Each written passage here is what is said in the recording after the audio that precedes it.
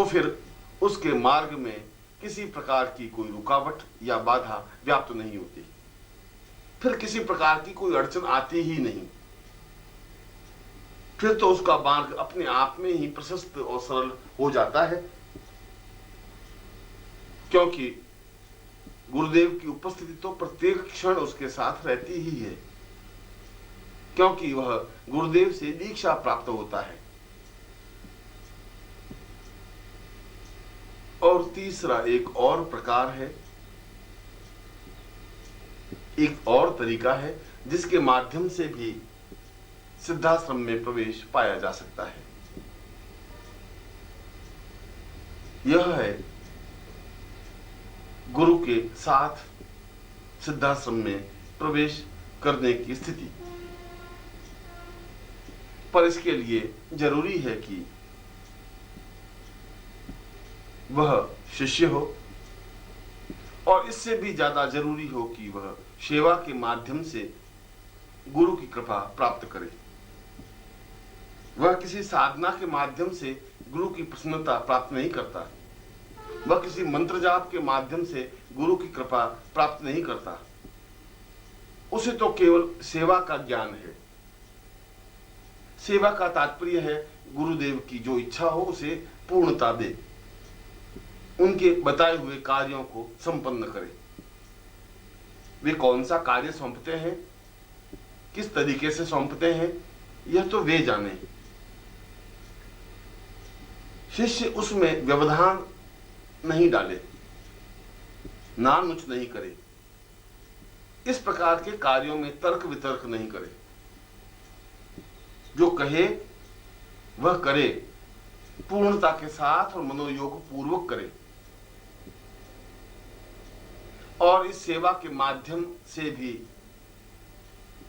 गुरुदेव की प्रसन्नता प्राप्त की जा सकती है। पर इसके लिए जरूरी है कि गुरु वह हो जो सिद्धाश्रम में गया हुआ हो, जिसको सिद्धाश्रम में जाने का ज्ञान हो, जो इससे पहले भी सिद्धाश्रम गया हो, जिसकी उपस्थिति सिद्धाश्रम में रही हो। वही तो अपने शिष्य को सिद्धाश्रम में ले जा सकता है। प्रत्येक गुरु के लिए यह संभव नहीं होता कि वह शिष्य को सिद्धाश्रम ले जा सके। जो स्वयं नहीं जा सका वह दूसरों को कैसे ले जाएगा? जिसमें खुद में चेतना नहीं है वह दूसरों को चेतना कैसे दे सकता है? पाखंड और ढोंग से, प्रदर्शन और दिखावे से तो सिद्धाश्रम में प्रवेश नहीं पाया जा सकता। इसके लिए तो ऐसे सशक्त गुरु की जरूरत है जो सिद्धाश्रम का योगी हो, जो सिद्धाश्रम में गया हुआ हो, जिसको सिद्धाश्रम के रास्तों का ज्ञान हो, जो सशरीर सिद्धाश्रम में प्रवेश पाने का आकांक्षी हो, जो इससे पहले भी अपने शरीर के साथ सिद्धाश्रम में विचरण कर चुका हो। ऐसी ही गुरु की आवश्यकता इसमें होती है। और यदि जीवन में ऐसे गुरु मिल जाएं, तो फिर एक क्षण भी चूकना उचित नहीं है। जीवन के जिस मोड़ में भी वह मिल जाएं, जीवन के जिस स्थिति में भी ऐसे गुरु दिख जाएं, दौड़कर उनके चरणों को पकड़ लेना ही जीवन की पूर्णता है। उनके चरणों से लिपट जाना ही जीवन की श्रेष्ठता है। उनके चरणों से एकाकार हो जाना ही जीवन की प्रामाणिकता है। और ऐसी स्थिति आने पर वह केवल गुरु सेवा के द्वारा ही उस स्थिति को प्राप्त करता है जो साधना के द्वारा प्राप्त होती है।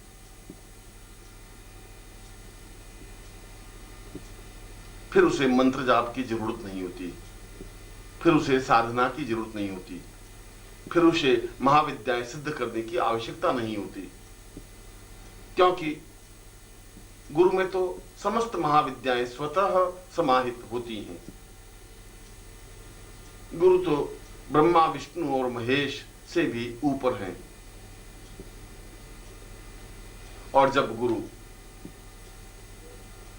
उस शिष्य की सेवा से प्रसन्न हो जाता है, जब उसे विश्वास हो जाता है कि इसने सेवा के द्वारा उस स्थिति को प्राप्त कर लिया है जो साधक की स्थिति होती है, तब गुरु उसे अपनी प्राण चेतना के द्वारा, शक्तिपात के द्वारा एक विशेष प्रकार की ऊर्जा प्रदान करते हैं, जिसके माध्यम से उस शिष्य की सारी चेतना, सारा शरीर अपने आप में ही प्राणवान और वेगवान हो जाता है। हजारों लाखों मील की यात्रा वह कुछ ही मिनटों में संपन्न कर सकता है। तब गुरुदेव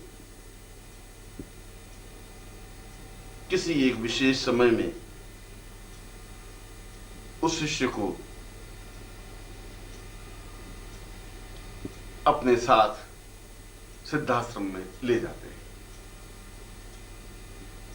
उस शिष्य को सिद्धाश्रम से परिचित कराते हैं और वह शिष्य या शिष्या सशरीर सिद्धाश्रम में विचरण कर सकती है। उसे भी वही स्थिति प्राप्त होती है जो साधक को प्राप्त होती है। उसे भी वही स्थिति प्राप्त होती है जिसके माध्यम से वह जितना समय चाहे सिद्धाश्रम में रह सकता है, उन योगियों के दर्शन कर सकता है, क्योंकि गुरु तो वहां पर भी वंदनीय होता है, क्योंकि वह इससे पहले कई बार सिद्धाश्रम जा चुका होता है। मां की प्रत्येक घटना का वह साक्षीभूत स्वरूप होता है। वहां के कण कण से वह परिचित होता है और ऐसा शिष्य सेवा के द्वारा, गुरुदेव के द्वारा दी हुई शक्तिपात के द्वारा, गुरुदेव के द्वारा प्रदान की हुई प्राण चेतना के द्वारा अपने सारे शरीर को वेगवान बनाकर गुरुदेव के साथ ही अपने शरीर के द्वारा, अपने शरीर के साथ, अपने पूरे शरीर और चेतना के साथ सिद्धाश्रम में प्रवेश पा सकता है और वह देख सकता है उस सिद्धाश्रम को जो अपने आप में अलौकिक और अद्वितीय है, जो प्राण चेतना युक्त है, जो अपने आप में श्रेष्ठ है, जो देवताओं के द्वारा वंदनीय है।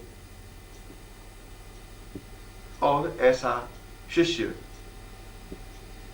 सिद्ध योगा झील में स्नान कर उस परम सत्य की अनुभूति कर सकता है जिसे ब्रह्म कहा गया है, जिसे अलौकिक कहा गया है, जिसके द्वारा जीवन की पूर्णता प्राप्त की जा सकती है, जिसे शास्त्रों में और वेदों में पूर्णमदः पूर्णमिदं पूर्णात् पूर्णदमुच्यते कहा है, क्योंकि जीवन की पूर्णता तो सिद्धाश्रम में प्रवेश करने पर ही संभव है। और यह तीसरा प्रकार ज्यादा सरल है, ज्यादा सहज है, ज्यादा संभव है, पर यह सेवा किसी स्वार्थ से प्रेरित नहीं हो। जब शिष्य आकांक्षा लेकर के सेवा करता है तो उसमें स्वार्थ की दुर्गंध आती है। वह जो भी कार्य करे सेवा भावना से करे, उसमें किसी प्रकार का छल या दिखावा न हो, मन में किसी प्रकार का संदेह और भ्रांति न हो, मन में किसी प्रकार का कपट या असत्य न हो। जो कुछ भी करे मनोयोग पूर्वक करे। ऐसे शिष्य का सौभाग्य होता है कि गुरु के चरण उसे प्राप्त हों, वह उनके पैरों को स्पर्श करे, उनकी सेवा करे, उनके शरीर को मंदिर समझे, उनके प्राणों को देवता स्वरूप समझे, उनकी आज्ञा को वेद वाक्य अनुभव करे और जो कुछ कार्य करे उसमें आनंद के साथ करे, उत्साह के साथ करे, प्रेरणा और उमंग के साथ करे। ऐसा नहीं हो कि मन में कपट हो, छल हो, दिखावा हो या मुर्दनी हो या निराशा हो कि ऐसा किया गया कार्य या आज्ञा पालन भी व्यर्थ हो जाता है। आज्ञा पालन तो उत्साह के साथ होता है, उमंग के साथ होता है, जोश के साथ होता है, उत्साह के साथ होता है। और जब ऐसा क्षण प्राप्त हो तो शिष्य को अपना सौभाग्य समझना चाहिए कि उसे गुरुदेव की सामीप्यता मिली, गुरुदेव के साथ रहने का अवसर मिला।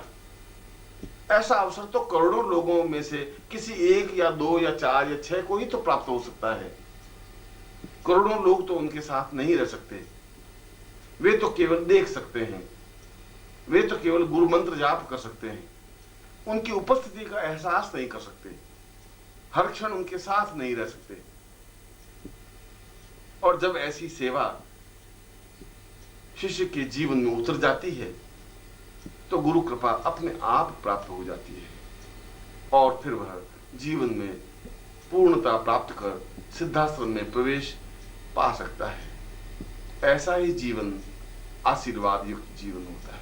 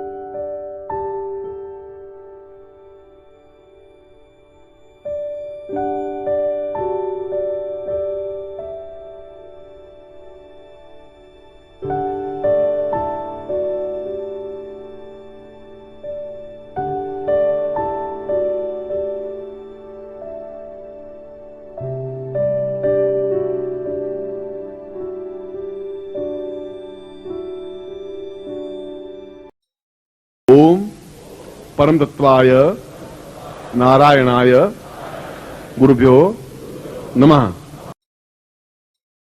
ओम ह्रीं मम प्राण देह रोम प्रतिरोम चैतन्य जाग्रय ह्रीं ओम नमः। ओम भूर्भुवः स्वः तत्सवितुर्वरेण्यं भर्गो देवस्य धीमहि धियो यो नः प्रचोदयात्।